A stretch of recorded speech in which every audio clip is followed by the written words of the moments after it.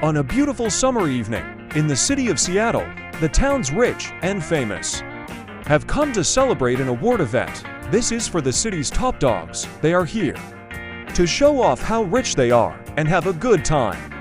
They are politicians, movie stars, captains of industries, supermodels, and more.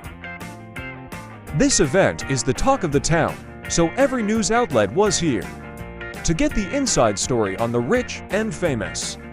But everything came to a halt thanks to a loud scream from one of the guests. Someone was attacked, and they have another person with a weapon in hand. Hi guys, welcome back. Detective Willcox here again on another case. Just wanted to say thanks for all your help, love, and support of this channel. It means a lot. Don't forget to like, share, and subscribe to help the channel grow. And now, let's start the story.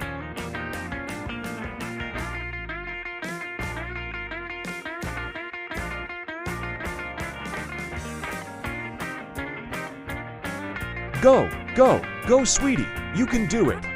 Keep going. Now pass the ball, I said to my daughter. On this bright Saturday afternoon, my daughter Emma was playing soccer with her team. Being a proud dad, I couldn't control my excitement. My wife, my second daughter Grace, and my grandfather came along to her game. We, along with all the other parents, were enjoying the game. Emma was playing very well, she as well as her team. They were all very good players. She kept scoring goal after goal for her team. I won't be surprised if she goes pro someday. After she scored another one for her team, someone then shouted really loudly, "Get that freak out of the game." The whole crowd was shocked to hear that. Some nutball that has no business here shouted that at my daughter. He kept on saying, "Are you people blind? No girl's that good. That's a boy dressed like a girl. That freak's parents should be locked up. They are a disgrace to society. We need to protect our kids from people like them." Fortunately, nobody listened to him or to his madness. A large number of people knew it's not true, but that didn't stop him. Since he wasn't taken seriously, he tried to attack Emma. "Come here, you freak. Now get off the field," he said out loud. As he approached Emma, he didn't know my baby girl has some skills. I taught her how to kick and punch a bully. She has one hell of a right cross at her age. She put her kickboxing lessons to good use and left him with a black eye and bad leg. I was a very proud father at that moment. But this guy refused to stop. He actually tried to attack her again. Like hell he will. I ran down to him as fast as possible, stopped him, and placed him under arrest. When we got to the station, my fellow officers could see the look on my face. I was extremely upset. I was having a good time with the fam, only for this numbskull to mess it up for me. He was booked on drunken disorderly conduct, disturbing the peace, reckless endangerment of a minor, and attempted assault of a minor. The look on his face was priceless. He was shocked, knowing the seriousness of his crimes, and was completely speechless. Someone that will not stop talking. He now had nothing to say. Then suddenly, my captain entered the room. "Willcox, why weren't you at Emma's game?" I then told him everything. What he then said next left me speechless. "I'm not surprised. My niece got the same hate as well. A group of losers hate the fact she's a great boxer. When her opponent lost, they started calling her a man in women's sport. She and her folks are suing the people that started that line out."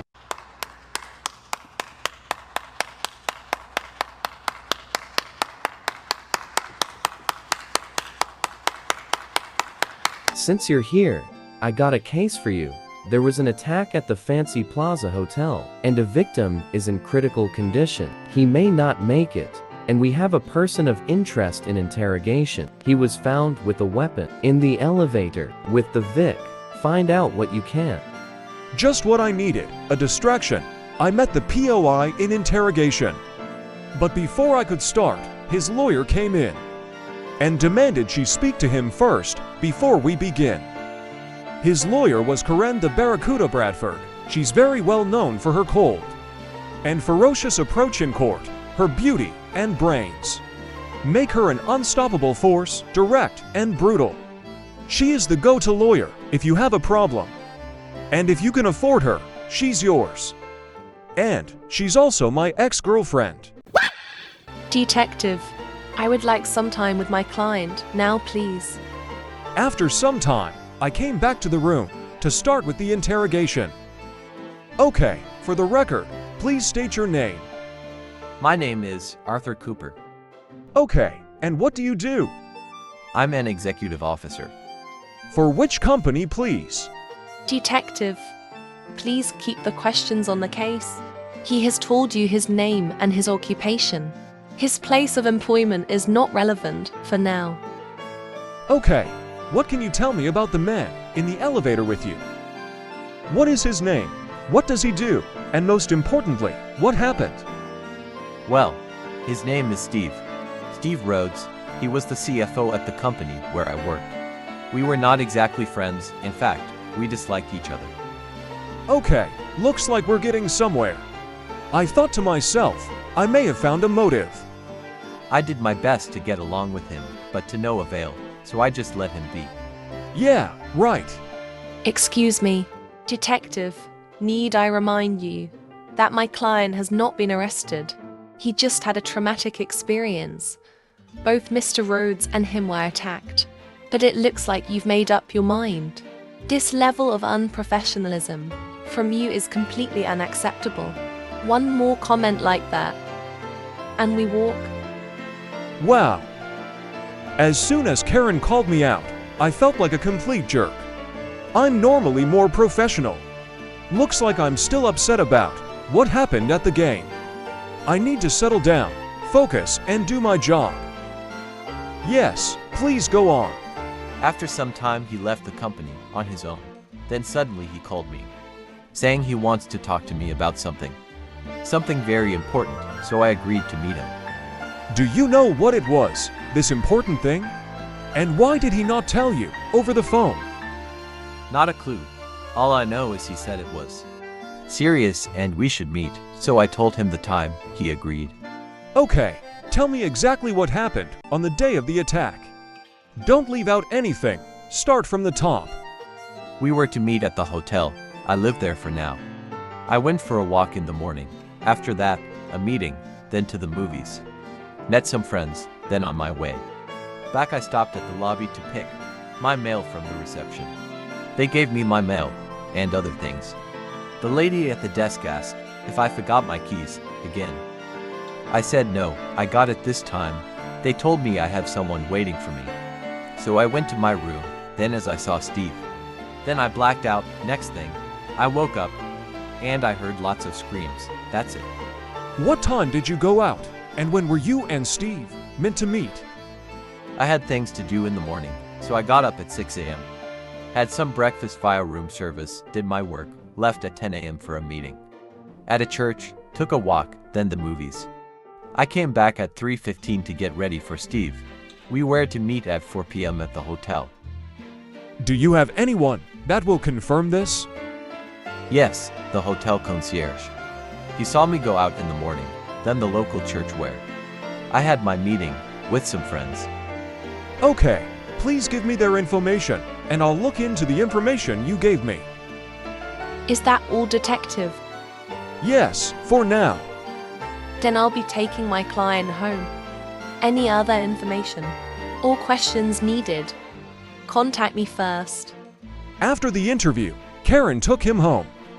And I was left with little info, so I contacted the hotel. I asked to meet the head of security for the security video and to get in contact with the staff that saw him. The next day, I went to the hotel.